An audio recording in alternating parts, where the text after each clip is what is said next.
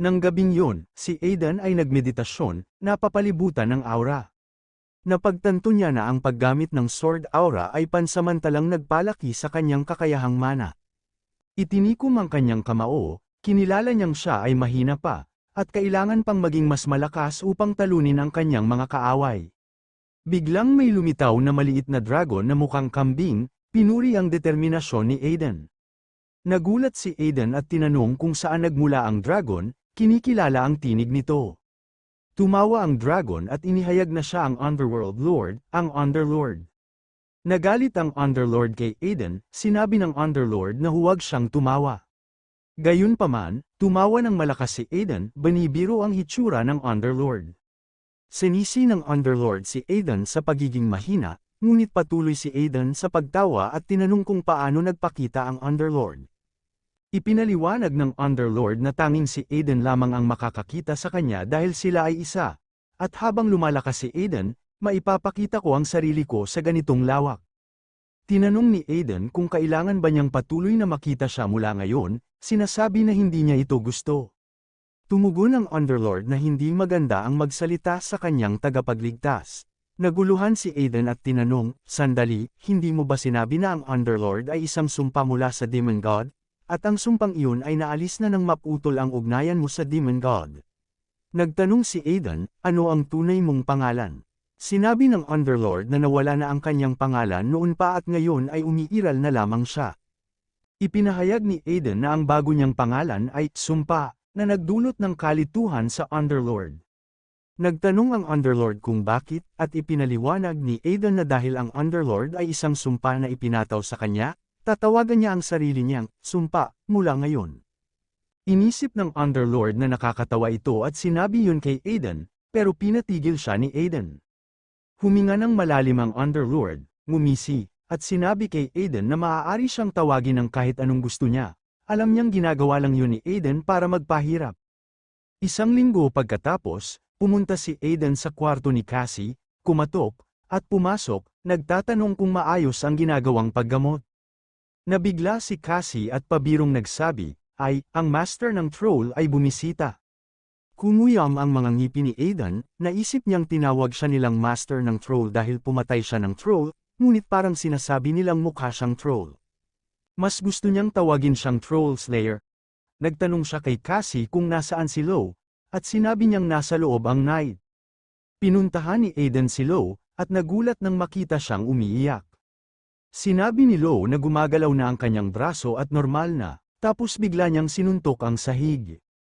Nabigla si Aiden pero nagpasalamat lang si Lo, "Salamat, batang master, sa pagkilala at paggamot sa aking kondisyon kahit ako'y isang mababang nilalang lang. Nangangako akong iaalay ang aking buhay sa iyo." Tumawa si Aiden at tinanggap ang pangako niya. Iniisip na gagamitin niya si Lo tulad ng isang alipin. Nagtanong si Aiden kay Cassie tungkol sa kanyang sariling paggamot. Ngumiti si Cassie at sinabing medyo kakaiba ang kanyang mana severance syndrome, at kailangan pa ng karagdagang pagsasaliksik, siguro 1 buwan pa. Pinuri siya ni Aiden sa mahusay niyang ginagawa. Ngumiti si Cassie at sinabing lahat ito ay dahil sa pamamaraan na sinabi ni Aiden, at muli siyang tinawag na master ng troll. Naiinis si Aiden at sumigaw kay Lo, sinabing, "Kung ganap ka ng magaling, lumabas ka na agad, may trabaho tayong gagawin." Ngumiti si Lo at sumagot, "Opo, naintindihan ko, sir. Bigyan mo ako ng kahit anong gawain." Pero pagkatapos gumaling ni Lo, naiinis siya nang ang unang ipinagawang gawain ni Aiden sa kanya ay pisikal na trabaho. Sumigaw siya sa pagkabigo, "May magliligtas ba sa akin?" Habang humihingal si Lo, lumapit ang isang lalaki at bumati sa batang master. Nabigla siya nang makita ang isang troll sa harap niya, at tinanong si Aiden kung ito ba ang troll na nahuli niya. Binanggit niyang bihira ang mga troll, at malaki ang halaga nito. Sinabi ni Aiden na gusto niyang gamitin ang kita mula sa pagbebenta ng troll upang bumili ng ilang halamang gamot, at tinanong ang lalaki kung posible ba yun. Ngumiti ang lalaki at tiniyak na may lahat ng kailangan ang kanilang pangkat ng mga ngalakal, ngunit medyo kinakabahan niyang sinabi na ang mga ito'y talagang nakakalason na halaman. Ngumiti si Aiden at kalmadong sinabi, "Kung sinasabi kong mga halamang gamot nga ang mga iyon, kaya posible, tama." Tumawa ng kinakabahan ang lalaki, nanginginig pa rin, at sumang-ayon, iniisip na kung magagalit niya ang mapanganib na lalaking ito, hindi niya alam kung ano ang mangyayari. Pagkaalis ng lalaki, ngumisi si Aiden, iniisip na palaging maganda ang madaling pera. Biglang nagkomento ang Underlord na hindi pa nagbabago ang dating mga ugali ni Aiden bilang isang mercenaryo, pero sinabi sa kanya ni Aiden na manahimik. Biglang pumasok si Philip na mukhang nagulat at tinawag ang batang master. Nagtanong si Aiden kung ano ang problema, sinabi ni Philip na ipinatatawag siya ng duke. Nagulat si Aiden, at pumunta sa silid ng kanyang ama, narinig niya ang tawanan sa loob at kumatok sa pinto. Pagpasok niya, tinanong ni Aiden kung siya ba ang ipinatawag ng kanyang ama. Kinilala ng kanyang ama ang kanyang presensya, ngumisi ang isang lalaki, nagsabing, "Oh, ikaw si Aiden." Nabigla si Aiden at hindi makapagsalita, nagtataka kung ano ang ginagawa ng lalaking iyon doon. Sinabi ng lalaki na base sa itsura ni Aiden, totoo siguro ang mga tsismis tungkol sa kanyang pagpatay sa isang troll, at ikinatutuwa niyang makilala siya. Nakilala ni Aiden ang lalaki ngunit wala siyang magagandang alaala tungkol sa kanya. Tinanong ng Underlord si Aiden kung kilala ba niya ang lalaki. Sumagot si Aiden na oo, ngunit kaunti lang. Kilala niya ito bilang isang matandang lalaki na mababa ang tingin sa mga mersenaryo. Pagkatapos ay formal na ipinakilala ni Aiden ang sarili, sinabi, "Ikinagagalak kitang makilala, ako si Aiden Remes." Binati ni Aiden ang lalaki, pagbati sa tagapagtanggol ng hilagang silangang hangganan, Margrave Tirid Sedes.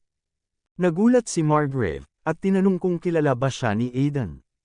Sumagot si Aiden, "Siyempre, kilala kita." Binanggit na si Margrave Sedes ay isa sa iilang tao sa imperyo na nakarating sa antas ng Swordmaster. Ngumiti si Margrave sa narinig, ang pagiging Swordmaster ay isang transcendental na antas na pinapangarap ng lahat ng mga kabalyero, na lumalagpas sa simpleng talento upang maging superhuman, kayang hatiin ang mga bundok gamit ang espada, at pagalawin ang hangin sa kanilang hininga.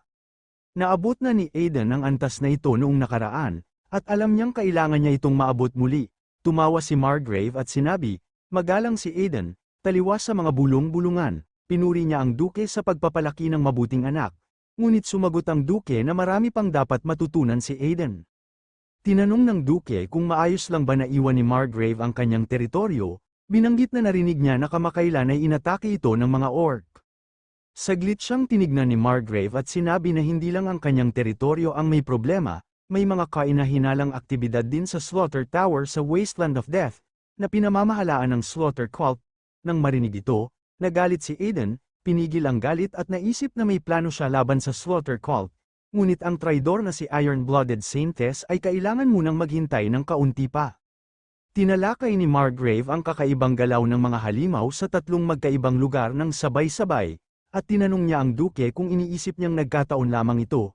Inamin ng duke na, ngayong nabanggit, tila kakaiba nga, humingi siya ng tulong kay Margrave, dahil balak nilang bumuo ng isang investigasyon team. Ngumiti si Margrave at sumang-ayon, "Siyempre, kapatid." Pagkatapos ay idinagdag ni Margrave, "Ngunit kailangan ko ng isang bagay pa."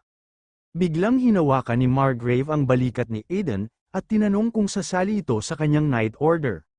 Nabigla si Aiden dahil tila bigla ang alok na ito. Ipinaliwanag ni Margrave na marami siyang narinig tungkol kay Aiden, kung paano niya naabot ang antas ng Sword Aura sa loob ng wala pang kalahating taon ng pagsasanay sa espada.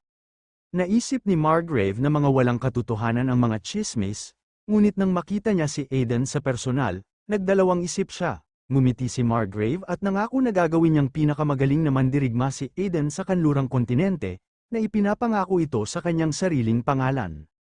Sinimulang magsalita ng duke tungkol kay Aiden, ngunit muling tiniyak ni Margrave na huwag mag-alala, sinabing aalagaan niya ng mabuti si Aiden. Pagkatapos ay tinanong ni Margrave si Aiden kung ano ang kanyang desisyon, dahil sa huli, nasa kanya pa rin ang pasya. Hindi makapagsalita si Aiden sa sandali, ngunit pagkatapos ay ngumiti at tinanggihan ang alok. Nagulat si Margrave at tinanong kung naintindihan ba ni Aiden ang kahalagahan ng pagsali sa Sedes Knight Order. Tumango si Aiden, kinikilala na ito ay isa sa mga pinakakinikilalang order ng kabalyero sa imperyo, ngunit tiwala siyang kaya niyang maging swordmaster ng mag-isa. Alam ni Aiden na naabot na niya ang antas na yun dati, kaya't ang muling pag-abot dito ay usapin na lang ng panahon. Matapang niyang sinabi kay Margrave na kahit ngayon, kaya niyang sugatan ito sa isang labanan. Nagulat si Margrave, at nanginig sa takot ang duke, ngunit tumawa si Margrave, tinawag ang pahayag ni Aiden na sobrang bastos. Parang yumanig ang silid habang lumalakas ang presensya ni Margrave, ipinapakita ang kanyang kakayahang pagalawin ang hangin sa pamamagitan ng kanyang nakakamatay na aura, isang tanda ng tunay na swordmaster. Sa kabila nito, nanatiling matatag si Aiden, na labis na humanga kay Margrave, pagkatapos ay tinanong ni Margrave si Aiden kung tiyak ba siyang kayang panindigan ang kanyang mga salita. Ngumiti si Aiden nang may kumpiyansa at iminungkahi na gumawa sila ng pastahan. Nabigla at nalito si Margrave. Binanggit ni Aiden na alam niyang may kahinaan si Margrave sa mga pusta. Iminungkahi niya na kung hindi niya magasgasan si Margrave, sasali siya sa Sedes Knight Order, ngunit kung manalo si Aiden, kailangan bigyan siya ni Margrave ng espada. Nang marinig ito, nabigla si Margrave ngunit natawa, natagpuan niyang nakakatuwa ang katapangan ni Aiden. Napansin niya na si Aiden ay ibang-iba sa duke. Ang duke, na hindi kayang tiisin ang presyon ng aura ni Margrave, ay hinimatay. Tinanggap ni Margrave ang pastahan, bumulong ang Underlord kay Aiden na matagal na niyang inaasam ang espada na iyon mula pa sa simula. Kinumpirma ito ni Aiden sa sarili, iniisip na kailangan niyang samantalahin ang pagkakataong makuha ang espada na iyon kung kailanman ito dumating. Kinilala ni Aiden ang espada bilang Beelzebub, isa sa mga maalamat na espada. Nagkomento ang Underlord habang tumatawa na si Aiden ay tiyak na kabilang sa kanilang panig kaysa sa panig ng mga bayani.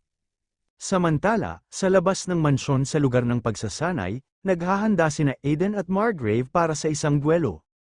Tinanong ni Aiden si Margrave kung balak ba niyang gumamit ng espada para sa ogre laban sa isang goblin. Sumagot si Margrave na hindi niya alam kung si Aiden ba ay isang goblin o ogre, ngunit tungkulin ng isang kabalyero na ibigay ang kanilang pinakamahusay kahit sino man ang kalaban. Napasigaw si Aiden sa isip niya, iniisip na ang kabutihang asal ng isang kabalyero ay hindi nagbabago, noon o ngayon. Ang mga kondisyon para sa laban ay simple, walang paggamit ng aura blade at hindi gagalaw si Margrave ng kanyang kanang paa. Iniisip ni Aiden na tila hindi patas ang mga kondisyon, ngunit sa isang swordmaster, hindi ito gaanong hadlang. Alam niyang kung susugod siya ng walang ingat, agad siyang matatalo. Binigyang diin ni Margrave na mayroon silang maraming manunood, at iminungkahi na magsimula na. Itinaas ni Aiden ang kanyang espada at sumang-ayon. Bigla siyang sumugod pasulong, ginulat si Margrave sandali. Itinutok niya ang espada sa leeg ni Margrave ngunit madaling hinarang ito ni Margrave. Napansin ni Margrave ang tunay na karanasan ni Aiden sa pakikipaglaban, dahil ang leeg ang inuna niyang atakihin mula pa sa simula. Bumaba si Aiden at muling ikinilos ang kanyang espada, sinasabing alam niyang haharangan ni Margrave ang unang strike. Sa isip ni Aiden, inaasahan niyang haharangan ni Margrave ang bawat atake, at ganoon nga ang nangyari. Nagtaka si Margrave at sinabing hindi pino ang espada ni Aiden, parang isang ragtag na bearang mandirigma, at kailangan nilang ayusin ito kung sasali si Aiden sa kanilang Knight Order. Naiinis, muling sumugod si Aiden kay Margrave, iniisip na alamin kung paano haharapin ni Margrave ang kanyang hindi organisadong estilo ng espada. Pinapasigla ng galit, tumakbo si Aiden patungo kay Margrave na handa nang umatake. Ngumiti si Margrave nang may kumpiyansa, sigurado siyang hindi siya matatalo ng isang hanggal. Gayunpaman, ikinagulat niya nang biglang mag-iba ang direksyon ng espada ni Aiden, halos tinamaan siya. Naggulat ang mga manunood, isang lalaki sa kanan ang nagtanong kung si Lord Aiden ba ay talagang nagtagumpay, at ang isa naman ay sumang-ayon, sinasabing totoo ang mga balitang natalo ni Aiden ang isang troll, pinanood ng duke na hindi makapaniwala, iniisip na kahit binigyan ng parusa ni Margrave ang sarili, isa pa rin siyang swordmaster, nagtaka siya kung makatwiran ba na kaya ng anak niyang makipagsabayan sa kanya. Nagalit si Margrave habang patuloy na inaatake ni Aiden, na patuloy naman niyang nahaharangan. Naguguluhan si Margrave sa magulong ngunit eksaktong pamamaraang espada ni Aiden, na nakatuon sa mga mahahalagang bahagi ng katawan. Nagsalubong ang kilay ni Margrave, iniisip na dapat niyang ma-recruit ang batang mandirigmang ito. Nabigla si Aiden nang biglang iwas-iwas ni Margrave ang kanyang espada, halos tinamaan siya. Nakatakas si Aiden, litong-lito kung bakit parang napakapanganib ng simpleng pag-atake ni Margrave. Binalaan siya ng Underlord na kung sinubukan niyang harangan ang atake na iyon, nahati na sana siya sa kalahati. At nagkomento si Margrave sa kakaibang estilo ni Aiden, idinagdag pa na hindi niya matatalo siya sa ganitong estilo lamang. Sumagot si Aiden na siya'y nakatayo pa rin at kayang magpatuloy. Tumawa si Margrave at sinabing hindi siya kailanman binigo ni Aiden, at may matalim na mga mata ito. Ngumiti si Margrave at malugod na tinanggap si Aiden ng maaga sa kanyang night order. Ngumisi si Aiden pabalik, nagpapasalamat ng maaga rin. Parehong naghanda para sa panibagong labanan, itinaas ang kanilang mga espada. Bigla, kumilos si Aiden ng napakabilis, nahuli si Margrave ng hindi inaasahan. Nagulat si Margrave, napagtantong tinatago ni Aiden ang tunay niyang kakayahan, at matagumpay na nalinlang siya. Dumaan si Aiden sa gilid ni Margrave, nag-iwan ng gasgas sa kanyang balikat. Ngumisi si Aiden at sinabing gagamitin niya ng epektibo ang sandata ni Beelzebub. Nalito ang mga manunood, nagtataka kung tapos na ba ang laban, ngunit bigla silang pumutok sa sigawan ng pagbati. Tumayo ang duke, nagulat, si Aiden, bagaman gulat din sa sarili. Napagtantong nanalo siya, may isang tao sa karamihan ang sumigaw ng Trollmaster bilang pagdiriwang, habang isa pang lalaki ang sumigaw na lagi siyang naniniwala kay Aiden. Tinanong ng Underlord si Aiden kung hindi ba siya nag-alala tungkol sa paggamit ng singsing upang manalo. Nagmukhang nalito si Aiden, nagmungkahi ang Underlord na tila mas bagay kay Aiden ang Underworld kaysa maging isang bayani o Dragon Slayer. Tinukso ni Aiden ang Underlord, nagbanta na gagamitin ulit ang banal na potion sa kanya. Sumuko ang Underlord, tinawag si Aiden na isang bayani na nandaraya. Hindi pinansin ni Aiden ang komento, pinuri ni Margrave si Aiden, kinikilala ang kanyang husay sa pagtatago ng kakayahan at paglinlang sa kanyang kalaban. Tinanggihan ito ni Aiden bilang swerte lamang, ngunit binanggit ng Underlord na kahit nagpapanggap na mapagpakumbaba, si Aiden ay nananatiling pilyo. Inamin ni Aiden na inisip niyang mawawala ang kanyang braso, pero napanatag ng gasgas lang ang nangyari. Inabot ni Margrave sa kanya ang Beelzebub sword, sinabing ito na ang kanyang espada. Tinanggap ito ni Aiden ng buong pasasalamat, nangangakong aalagaan itong mabuti, iniisip na ito ay isang jackpot. Tinukso ng Underlord si Aiden tungkol sa kanyang magaspang na ekspresyon, ngunit tinawag lamang siya ni Aiden na maingay na isinumpang nilalang. Sa kanyang kwarto sa bahay ng Duke, hinangaan ni Aiden ang Beelzebub sword, kinikilala ang kanyang maalamat na estado. Binati siya ng Underlord, tinawag siyang Dragon Slayer. Naalala ni Aiden ang akusasyon ng pandaraya kanina, at tinanong ang Underlord kung ano ang nangyari doon. Tumawa ang Underlord, inamin na alam niya ang mga sikreto tungkol sa mga maalamat na espada na hindi alam ng mga tao. Tinanong ni Aiden ang Underlord kung ang sikreto ng espada ay isa na namang sumpa. Habang tinitingnan ni Aiden ang espada, tumawa ang Underlord, sinabing hindi siya magbubunyag ng kahit ano ng libre.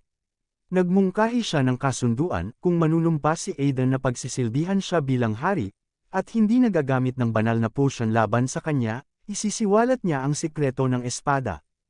Biglang lumabas ang dugo sa espada habang mahigpit itong hinawakan ni Aiden, at isang sistemang notifikasyon ang lumitaw, ipinapahayag ang isang blood pact. Tumingin si Aiden sa Underlord, na mukhang nalilito. Ngumisi si Aiden at tinanong kung hindi gumagamit ng madidilim na espada ang mga tauhan ng Underlord, at kung iniisip niyang hindi ito malalaman ni Aiden. Ipinaliwanag niya na ang Beelzebub ay isa sa mga maalamat na 72 espada, mga tila ordinaryong talam na aktwal na ginawa mula sa mga katawan ng mga tiwaling Panginoon na minsang namuno sa sinaunang Underworld. Ang mga isinumpang espada ay nagtataglay ng kapangyarihan ng iba't ibang tiwaling Panginoon. Nagpatuloy si Aiden sa pagpapaliwanag na isa sa 3 kondisyon upang gisingin ang kanilang nakatagong kapangyarihan ay ang pakainin sila ng dugo, at bumuo ng isang blood pact. Ang Underlord ay nagpahayag ng pagkadismaya, pinagsisihan na sana'y nagkaroon siya ng kalamangan kahit minsan. Si Aiden, na may baliw ng ngiti, ay nagdeklara na hindi siya maglilingkod sa Underlord bilang hari dahil patay na ito, at tinakat niyang paiinumin ito ng banal na potion araw-araw. Agad na humingi ng tawad ang Underlord kay Aiden.